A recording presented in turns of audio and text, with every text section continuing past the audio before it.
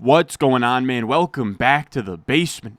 I'm Ron, and it's Tuesday, which means it's time to talk through our must-add waiver wire targets for Week 8 of the fantasy football season. These players are all under 50% owned in ESPN leagues. We're going to talk through like 20-plus players because all of us are decimated right now, right? We had the Ayuk injury. Then, of course, last night on primetime, we get Mike Evans going down with a hamstring.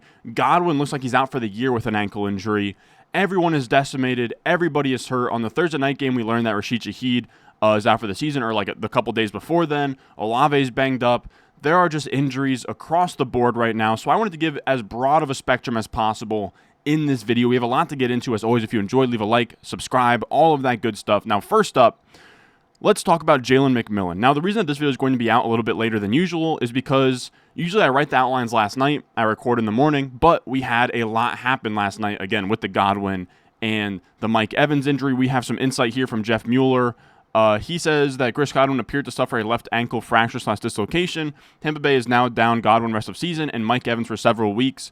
Absolutely brutal. But that does open the door for one of my favorite prospects this year, Jalen McMillan, who, as we can see here, we bring this up every single year. Rookie wide receivers are league winners. There's going to be a handful of rookie wide receivers here from like weeks 10 on or just the fantasy playoffs who will be league winners this year, especially with the absence of a lot of these high-end guys, right? Like Rashee Rice.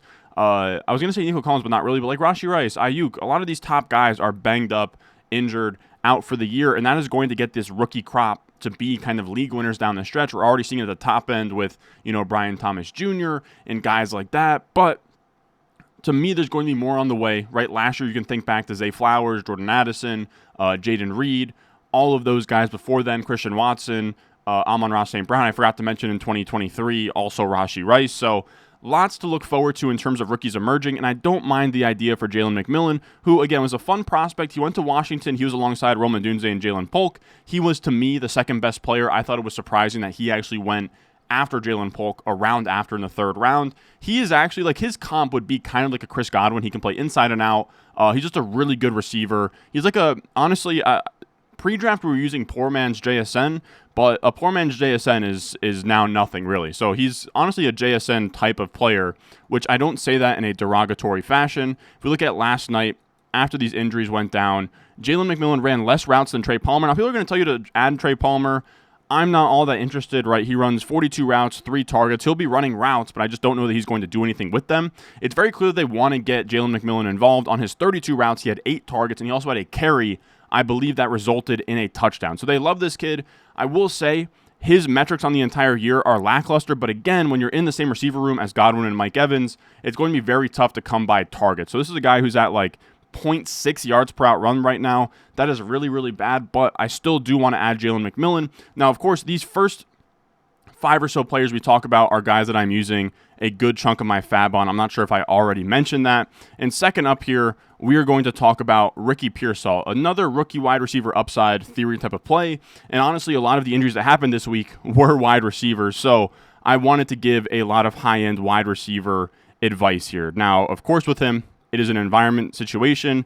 Shout out to Josh Larkey, Ayuk torn ACL, Debo pneumonia. Kittle's now dealing with a foot sprain, and Jawan Jennings has been dealing with a hip injury. So that leaves Ricky Pearsall, who led the 49ers in routes run. Now, he didn't do anything with it, but he did give you 5 targets. He didn't give you a lot of production, but this was first game off of a bullet wound versus a really good Chiefs defense. I think that he could find some efficiency in this offense. He was drafted in the first round. He has a ton of upside rest of season. Now, if you want more of the safe floor, you can go with Jawan Jennings. We just don't know how long until he's back. It seems like he should be back very, very soon from this hip injury, but he was somebody that was actually dropped a bunch. I think here on ESPN you can see that 14.9% of his owners dropped him last week, which is huge. So now he's officially below our 50% threshold. Somebody dropped him. Go get him. He was the wide receiver 6 through 4 weeks early on when we were dealing with some Debo injuries and some like Ayuk weirdness. So Jawan Jennings is definitely a guy to use fab on. Then I wanted to touch on Romeo Doubs. He is now the wide receiver 38 despite missing a game. He's rostered in 37% of ESPN leagues, and he continues to be, he's not going to be the best producer every week, even though he did just come off of like his best game in some time.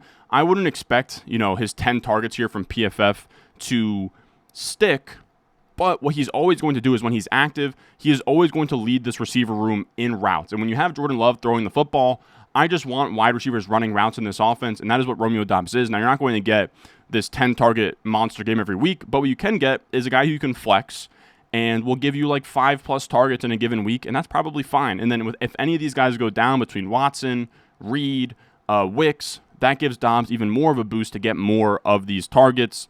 Our 5th player that is a priority ad. Again, there's a lot of really good ads this week. We're just starting with wide receivers here. We have Juju Smith-Schuster. He was banged up. This current week, he doesn't really play, but he did have 8 targets, 7 catches, 130 yards before the bye. They clearly need a receiver that can get in the mix. They try to Xavier Worthy. It pains me to say, right? They give 8 targets to Xavier Worthy. He gets like 3 for 19 off of it. They need a more steady option in the intermediate part of the fields out of the slot. That's what Juju's going to give them. So if anyone drops him because he didn't do anything this week, I would be picking him up. Then let's talk about some running backs that, again, these are still my priority ads. We have, again, this is one of the most, it's not very top heavy, this waiver wire slate, but it is very deep. And first up, we have Alexander Madison. He is rostered in 42.5% of leagues, so he's probably rostered in your league, but he might not be. But he's currently the RB21. Of course, that's total overall, but that's pretty damn good for a guy you got for free. And even in Zamir White's first game back, Madison gave you 23 carries, 92 yards, 3 catches, 31 yards. Not great that 23 carries. He had 25 touches that returned into 15.3 PPR points, but he's still like an RB2-ish type of guy rest of way. I still don't understand how Tyrone Tracy isn't rostered everywhere. Again, that's why I left these running backs till the end of this section, because these guys should all be rostered regardless. But Tyrone Tracy, he came out here in a game, the first game back for Devin Singletary from his absence. I thought it'd be closer to 50-50. Instead, as we can see from Dwayne McFarland's here, it was actually the Tyrone Tracy show, where he had 72% of the snaps, 40% of the rush attempts, 76% of the routes. It's like a 75-25 split. I would expect something more like 65-35. I'm open to the idea that Singletary is working back from injury, but if Tyrone Tracy is the lead guy, he will be a fringe RB2 the rest of the way with massive upside just because he's been so good in between the tackles, in the receiving game, making explosive plays, all of that. And then our last priority ad here. So these first 8 players, all guys I'm fine with like 15% or more of your budget on. Next up, we have Jaylen Warren. Now, he was a preseason favorite of mine. He hasn't done anything crazy, but this was a big step in the right direction. Of course, Najee Harris somehow has just looked really good the last 2 weeks. Prior to that, he looked awful, but then since Jaylen Warren has returned, he's looked much better. But I'm still long-term betting against Najee Harris in this offense. Jaylen Warren set a season high with 51% of the snaps, a season high with 15 opportunities in this game. He's a must roster in case if anything happens to Najee, or if he just simply outproduces Najee and gets the nod in terms of snaps moving forward. Now, after this, we're on to our 9th player here. We're just going to bundle. I don't know why I'm struggling. I was going to say, I don't know. We're going to bundle them all together. These are my wide receivers that I'm adding. Again, I'm not really going too crazy on these guys. I will say, actually, you know what? I'm going to add this guy to our priority ads bid list because I think that he probably deserves to be there, even though he had a quiet week. We're actually going to make a on-the-fly audible here. Let's talk about Demario Douglas. I would actually be using Demario Douglas. If I need to use 15% of Demario Douglas, I would. And that's just a function of Drake May looking so good. Now, Demario Douglas came into this game. He apparently had an illness. He played, and then he gets taken out for the illness. I'm throwing this week away. Prior to this, he had 9 or more targets in 3 of his last 4 games. And Drake May is, over 500 passing yards in his first 2 starts. So give me Demario Douglas all day long. If anybody dropped him after this week, make sure you go get him. Now, let's actually get to our normal receiver ads. These are, again, guys I'm not going crazy on. First up, Dontavion Wicks. I know people might want to go crazy, right? He goes out there, has 3 catches, 48 yards, and a touchdown, but he ran not that many routes, man. He ran, I'm going to see what his snap share is here, but really it's Doubs and Reed as like full-time receivers, and then Christian Watson and Wicks just rotating in. It's guys that you can't really feel confident starting at. He only played 41% of the snaps this week. That's not going to be enough to be an every week wide receiver starter, but he is a desperation like boom-bust flex play with the upside that if Doubs, Watson, or Reed goes down, he then becomes a startable wide receiver 3 with upside every single week. And again, I just want players attached to Jordan Love. Our next wide receiver here, and you think it'd be higher because I'm so crazy about rookie receivers. I just don't know if his usage sticks because Amari Cooper had just 12 routes run. That is going to go up to the most routes run on the team. It's going to push down Keon Coleman. Now, of course, Dawson Knox is hurt. Curtis Samuel is hurt. So I'm open to the idea that Keon Coleman will be better moving ahead. I'm just not sold that we'll ever be at a spot where you're comfortable actually putting him in your lineup. He did finish this game with a season high in targets with 7, tied for a season high with 4 receptions, a season high by a lot with 125 yards. He also left a touchdown on the field. I think that he's a good player, and I'm bullish on him long term, but I do think that Amari Cooper will come back, kind of minimize Keon Coleman, and I don't know that you ever feel comfortable starting him on a week-to-week basis, but I do subscribe to the upside of rookie receivers here. This is actually the rookie receiver report if you want to look at where he's at here. Let me also bring back the other picture of rookie wide receiver upside. So we're just going to rattle off rookie receivers that I'm stashing here. But you can see Keon Coleman in the rookie receiver report.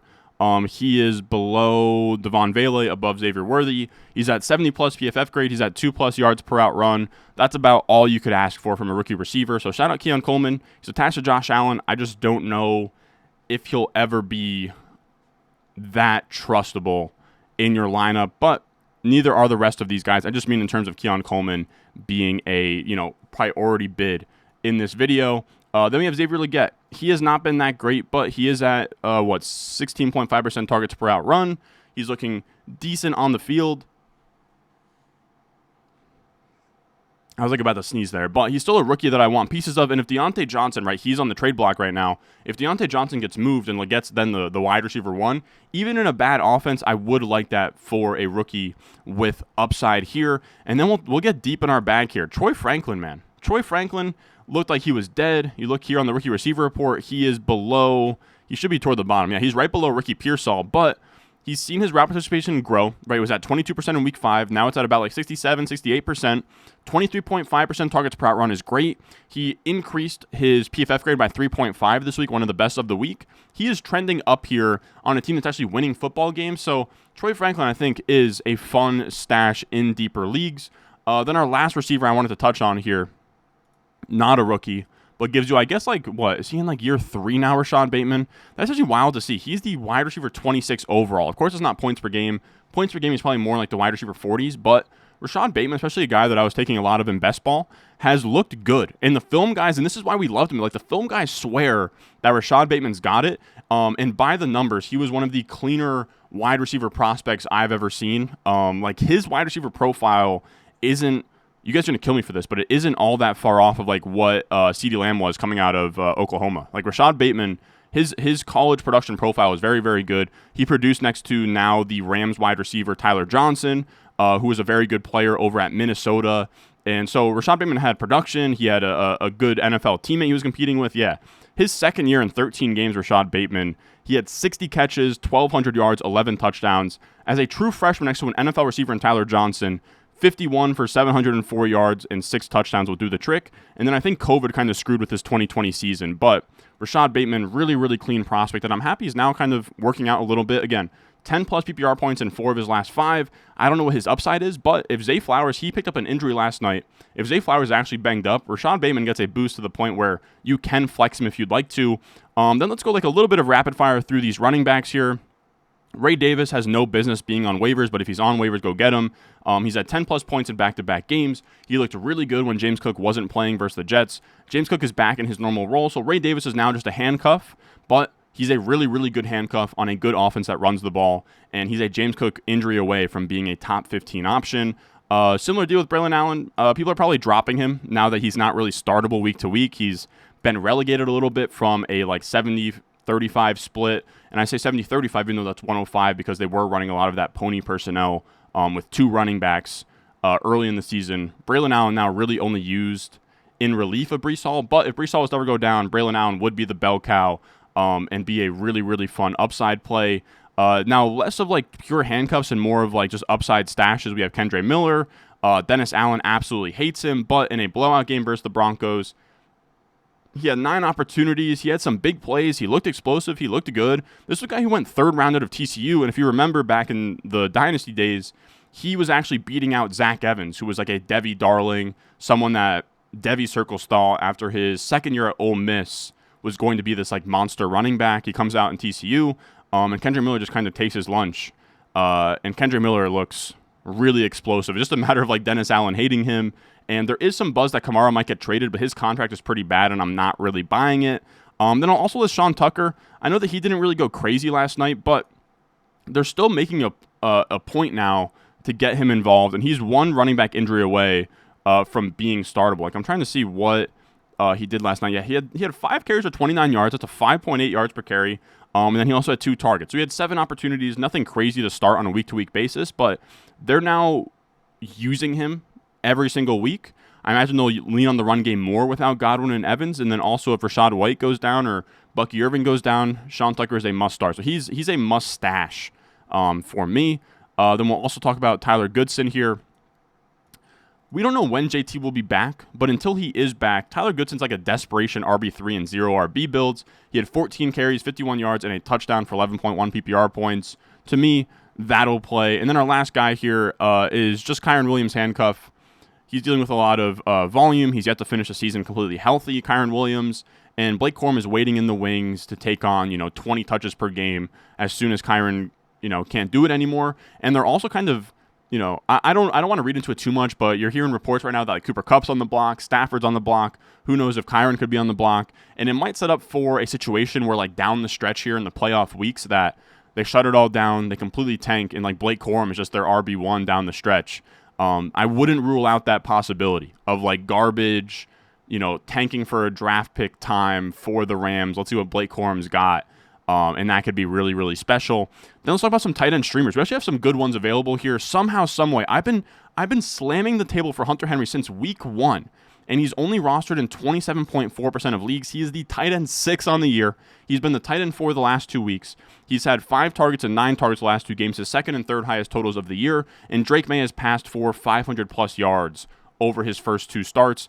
Give me Hunter Henry. He's literally their wide receiver 1 in this offense. I also wanted to list Cade Otton. He had a season-high 10 targets last night. And this was, of course, because Godwin goes down, because Evans goes down. So Cade Otton is going to be much more featured in the passing game. And then also Will Dissly, man. For as long as Hayden Hurst is down, Will Dissly is a fine start in the tight end spot. He had a season-high 10, or no, he had 11 targets in last night's game on Monday. Will Dissly's a guy where if you're in like a 14-teamer or like all the good tight ends are picked up and like Hunter Henry's gone and all of that, Will Dissly is a perfect startable fringe tight end until Hayden Hurst is healthy. Then we'll talk about the quarterbacks here. I've been, screaming at the top of my lungs about Drake May the last like 3 or 4 weeks. He's somehow only rostered in 13.2% of leagues. If he's not rostered in your league, go get him. He has 20-plus fantasy points in each of his first 2 starts. He gets a Jets defense this week, but the Jets have been banged up. Their secondary has been banged up. They're down to like their 4th-string safety, their 5th-string corner. And under Ulbrich, they just haven't been that good. So I think that Drake May is like a top 15-ish play at worst, which is a fine streaming option. And then we'll also list Tua. I don't know if I'd play him as soon as this week, but week 8 is when he'll be back. They are playing a soft Cardinals defense, so if you're in a bad spot, you can definitely start him versus them. I just like to see a game, see how he looks. I don't really know what to say about his whole concussion thing, but I do think that Tua, we've seen him be one of the most efficient passers in the NFL. If you're down bad at quarterback, I think that Tua makes a lot of sense. Now, I also wanted to bring up defenses. This is from Subverter Down. You can see the link in the top of the picture, so I don't have to like put it down below in the chat. This is somebody I've been using his stuff for forever. He does free defensive projections or like the top 8 defenses. I redlined every defense over 50% owned. So our top 2 streaming defenses this week are the Chargers versus the Saints and Spencer Rattler / Jay Kaner, and then the Chiefs versus the Raiders, which are just going to be Gardner Minshew.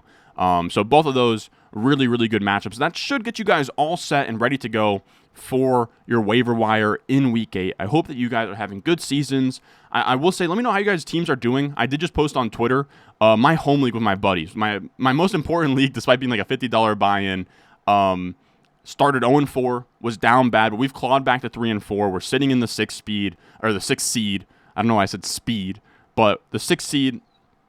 Let me know if you guys also have some like miracle stories of like you started 0-4, now you're 3-4, or you had a bunch of players go down and you're gutting it out. How is your guys' season going? Let me know. This is kind of the midway point, man. This is where views start to trail off because people are, they're 1-6. They're not built for the grind. So if you're watching this video, your team is probably at least alive from this standpoint. And as always, if you want my entire waiver wire article and fab budget recommendations, that'll be over on the Patreon, patreon.com/Ron Stewart. I do a article for the Patreon every single week where I just break down every single player I think is worth adding and how much fab I am using on each of those players. So running backs, wide receivers, tight ends, quarterbacks, all of that good stuff. I know a lot of you guys asked me for a drop list. That'll be there as well, where I just have players that I think I would be comfortable dropping as well. So that can all be found on patreon.com/RonStewart in the description and the comment section down below. But if you can't support there, leave a like, subscribe, and I will see y'all in the next one.